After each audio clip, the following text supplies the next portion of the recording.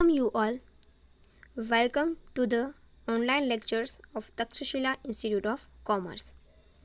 First of all, I introduce myself. I am Riddhi Jani. Today we will discuss about your detailed syllabus of your compulsory subject Business Economics.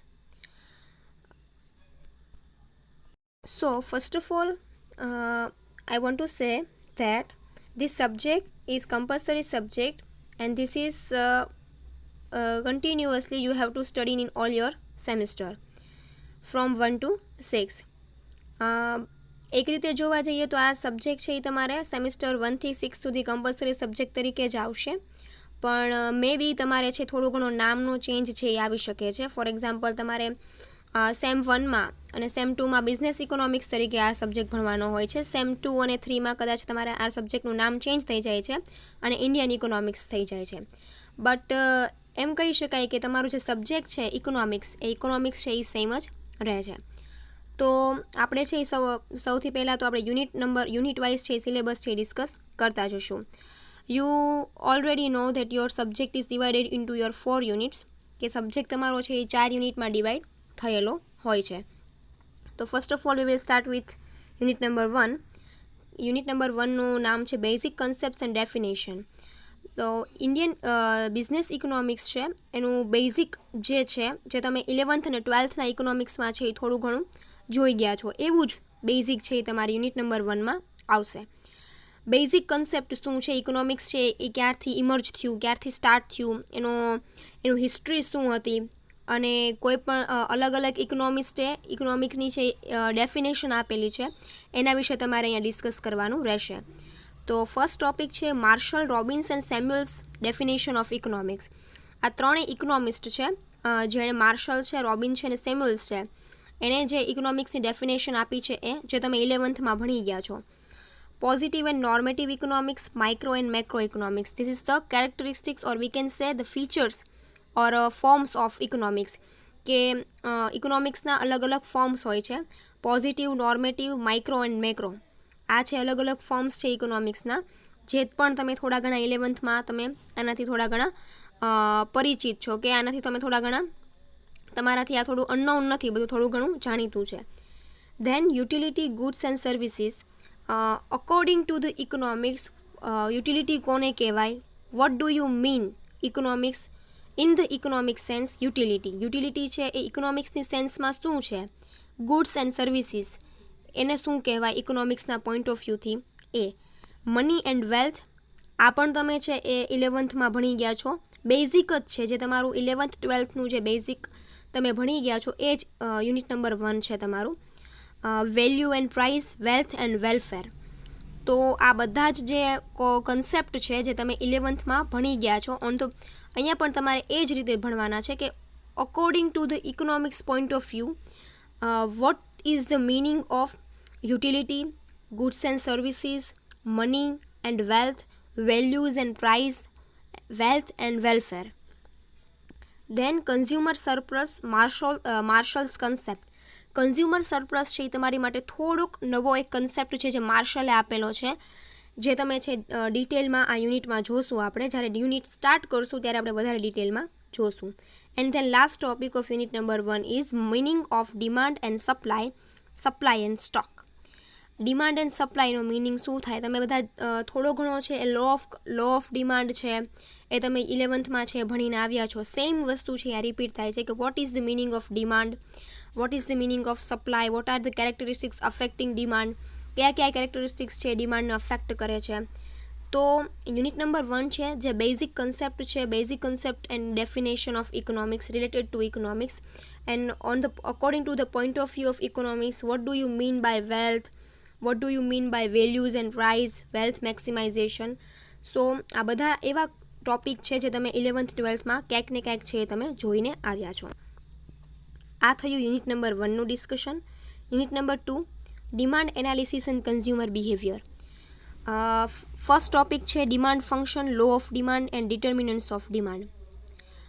Demand function, demand કોને કહેવાય, ડિમાન્ડના કાર્યો શું છે, functions means કાર્યો, ડિમાન્ડના કાર્યો શું છે, લો of demand માંગનો નિયમ, ડિટર્મિનન્ટ્સ ઓફ ડિમાન્ડ એટલે કે ડિમાન્ડ માંગને નક્કી કરતા અમુક પરિબળો હોય છે એ ડિટર્મિનન્ટ્સ.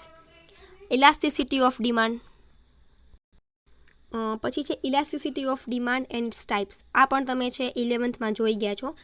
ઇલાસ્ટિસિટી ઓફ ડિમાન્ડના ટાઈપ્સ છે. 3 ટાઈપ્સમાં ડિવાઈડ થયેલું હોય છે: પ્રાઇસ ઇલાસ્ટિસિટી, ઇન્કમ ઇલાસ્ટિસિટી અને ક્રોસ ઇલાસ્ટિસિટી.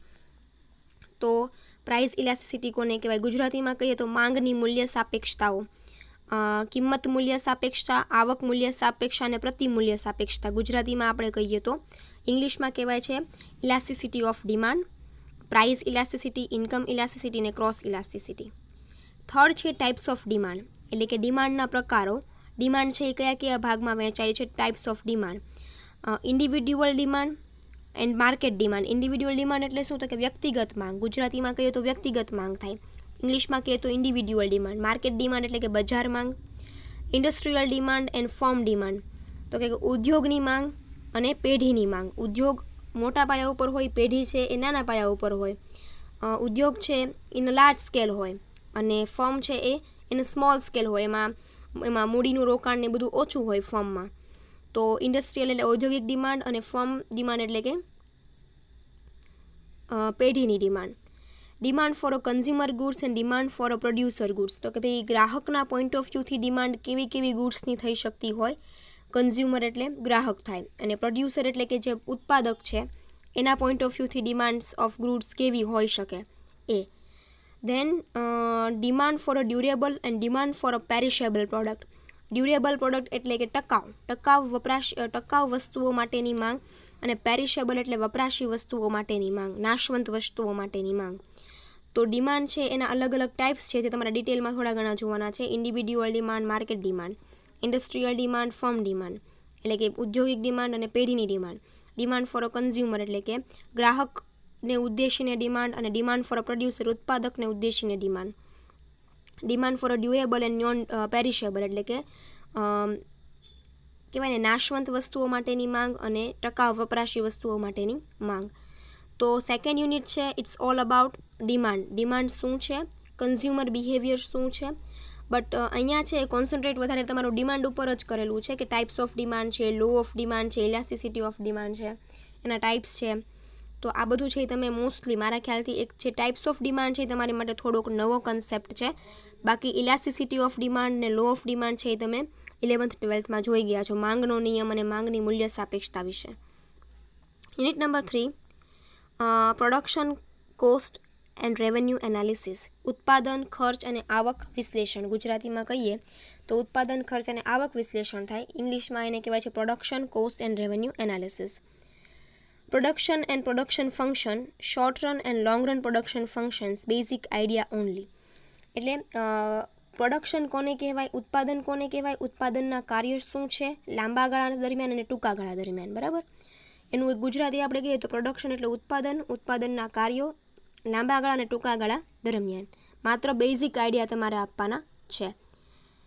ટ્રાન્સફોર્મેશન કહું અથવા તો પ્રોડક્શન પોસિબિલિટી કહું, એક પ્રકારે છે ને એક આ સિદ્ધાંત છે. જેમ તમે અલગ અલગ માંગનો નિયમ ભણો છો, લો ઓફ ડિમાન્ડ છે એક એવો આખો કન્સેપ્ટ છે, એવી રીતે ટ્રાન્સફોર્મેશન કહું પણ એક આખો કન્સેપ્ટ છે, એક આખો લો છે જે તમારે ડિટેલમાં જોવાનો આવશે. જ્યારે આપણે યુનિટ સ્ટાર્ટ કરશું, યુનિટ આપણે ડિટેલમાં ભણવાના શરૂ કરશું ત્યારે આપણે આના વિશે વધારે ડિટેલમાં જોશું. પછી છે isoquant and isocost curve and equilibrium of firm. Isoquant એટલે સમ ઉત્પાદન રેખા, ગુજરાતીમાં એને સમ ઉત્પાદન રેખા કહેવાય, અને આઇસોકોસ્ટ એટલે કે સમ ખર્ચ રેખા. એ બંનેનો કન્સેપ્ટ શું છે, એને શું કહેવાય, અને ફર્મ છે એ ક્યારે ઇક્વિલિબ્રિયમ એટલે ક્યારે સમાનતા છે એ કોસ્ટ અને રેવન્યુ વચ્ચે ક્યારે ફર્મને છે એ સમાનતા જોવા મળે છે. એટલે isoquant and isocost curve and equilibrium of firm, ઉત્પાદન અને સમ ખર્ચ રેખા, ગુજરાતી એનું એવું થાય. પછી છે કોસ્ટ એનાલિસિસ. અલગ અલગ કોસ્ટ હોય છે જે તમે 11-12માં છે એ થોડું ઘણું જોઈ ગયા છો 11th 12thમાં. Cost analysis, various concept of cost.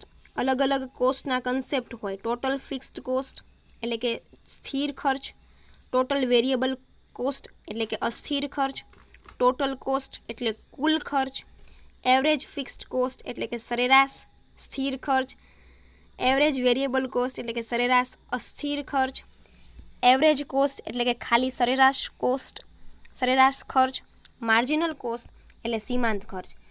આ દરેક કોસ્ટ છે એ અલગ અલગ ટાઈપ્સ છે કોસ્ટ એનાલિસિસ છે કે સ્થિર ખર્ચ કોને કહેવાય, અસ્થિર ખર્ચ કોને કહેવાય, વેરિયેબલ કોસ્ટ કોને કહેવાય, ટોટલ કોસ્ટ કુલ ખર્ચ કોને કહેવાય, એવરેજ ફિક્સ કોસ્ટ એટલે કે સરેરાશ સ્થિર ખર્ચ કોને કહેવાય. આ બધા જ કન્સેપ્ટ તમે છે એ 11-12માં કાંઈક ને કાંઈક જોયેલા છે, એટલે સાવ નવું નથી તમારે માટે ઇકોનોમિક્સ, બરાબર. Relationship between average and marginal cost, સરેરાશ સ્થિર ખર્ચ અને સીમાંત ખર્ચ વચ્ચેનો આંતર સંબંધ. સરેરાશ સ્થિર ખર્ચ અને સીમાંત ખર્ચ વચ્ચેનો આંતર સંબંધ, relationship between average and marginal cost. And last છે ઓપોર્ચ્યુનિટી કોસ્ટ. ઓપોર્ચ્યુનિટી કોસ્ટને ગુજરાતીમાં કહેવાય છે વૈકલ્પિક ખર્ચ, ઇંગ્લિશમાં કહેવાય છે ઓપોર્ચ્યુનિટી કોસ્ટ. તો બધાના એક તમારે બેઝિક કન્સેપ્ટ ક્લિયર કરવાના છે કે કોને વેરિયેબલ કોસ્ટ કહેવાય, કોને ફિક્સ કોસ્ટ કહેવાય, કોને એવરેજ કોસ્ટ કહેવાય, કોને માર્જિનલ કોસ્ટ કહેવાય. એ પછીનો ટોપિક છે basic concepts of revenue. Revenue એટલે આવક, આવકના પ્રાથમિક ખ્યાલો. બેઝિક કન્સેપ્ટ્સ ઓફ રેવન્યુ, આવકના પ્રાથમિક ખ્યાલો. અલગ અલગ આવકના પણ અલગ અલગ પાર્ટ્સ પડે છે. ટોટલ રેવન્યુ એટલે કુલ આવક, માર્જિનલ રેવન્યુ એટલે સીમાંત આવક, અને એવરેજ રેવન્યુ એટલે કે સરેરાશ આવક. ત્રણેયના માત્ર પ્રાથમિક ખ્યાલ આપવાના છે, બેઝિક કન્સેપ્ટ ઓફ રેવન્યુ. અને લાસ્ટ ટોપિક છે relationship between average revenue and marginal revenue એટલે કે સરેરાશ આવક અને સીમાંત આવક વચ્ચેનો સંબંધ, આંતર સંબંધ. આ તમે છે એ થોડા ઘણા અંશે 11-12માં છે જોયેલું છે. તો યુનિટ નંબર 3માં જે ટોપિક છે અમુક નવા છે, મારા ખ્યાલથી કે તમારી માટે એક ટ્રાન્સફોર્મેશન કહું છે એ થોડુંક નવું છે. બાકી બધા ટોપિક એવા છે જે તમે 11th-12thમાં 11-12માં કાંઈક ને કાંઈક you all have to study that. તો તમે આ બધું છે એ ઓલ હેડ તમે બધાએ થોડું ઘણું આના વિશે કાંઈક ને કાંઈક છે એ અગાઉ 11th-12thમાં સ્ટડી કરેલું છે, જોયેલું છે ટોપિક. તો આ હતું યુનિટ નંબર 3. પછી છે unit number 4, market, product pricing and factor pricing. Market કોને કહેવાય, પ્રોડક્ટ કોને, પ્રોડક્ટ પ્રાઇઝિંગ કેવી રીતે ડિસાઇડ થાય, કોઈ પણ પ્રોડક્ટની પ્રાઇસ છે કેમ ડિસાઇડ થાય છે, અને ફેક્ટર પ્રાઇઝિંગ એટલે કે પ્રાઇઝિંગને કેવા ફેક્ટર્સ છે અફેક્ટ કરતા હોય. ફેક્ટર્સ એટલે શું, તો કે ભાઈ કેવા પરિબળો છે અસર કરતા હોય છે. તો પહેલો ટોપિક છે યુનિટ નંબર 4માં concept of perfect competition, monopoly, monopolistic competition, meaning and characteristics. એટલે ગુજરાતીમાં કહીએ તો પૂર્ણ હરીફાઈ, ઇજારો અને ઇજારાયુક્ત હરીફાઈ વાળું બજાર એટલે શું અને તેના લક્ષણો. એ પરફેક્ટ કોમ્પિટિશન કોને કહેવાય, મોનોપોલી કોને કહેવાય, મોનોપોલિસ્ટિક કોને કહેવાય, પૂર્ણ હરીફાઈ કોને કહેવાય, ઇજારો કોને કહેવાય ને ઇજારાયુક્ત હરીફાઈ કોને કહેવાય ને તેના પ્રાથમિક લક્ષણો. Control of monopoly, price discrimination and dumping. Price discrimination એટલે શું, તો કે in the market of monopoly તમારે ઇજારાવાળું બજાર હોય તો એ ઇજારાવાળા બજારમાં કિંમત નક્કી કરતી વખતે કયા પરિબળોને ધ્યાનમાં રાખવા જોઈએ, તો એ જેને કહેવાય છે price discrimination and dumping. Selling cost and its impact. વેચાણ ખર્ચ એટલે શું અને વેચાણ ખર્ચની કિંમત ઉપર કેવી અસર થતી હોય એને અહીંયા છે તમારે એક્સપ્લેન કરવાનું છે કે selling cost and its impact. Selling કોસ્ટની ઇમ્પેક્ટ શું થાય છે પ્રાઇસ એટલે કે કિંમત નક્કી કરતા સમયે. સો મોનોપોલીમાં છે ને આ બધા કન્સેપ્ટ છે તમારે મોનોપોલીમાં સમજાવવાના છે કે મોનોપોલી માર્કેટ હોય, ઇજારાવાળું માર્કેટ હોય ત્યાં પ્રાઇસ કિંમત કેવી રીતે નક્કી થાય છે અને સેલિંગ પ્રાઇસ એટલે કે વેચાણ કિંમતની પ્રાઇસ પર કેવા પ્રકારની અસર થાય છે.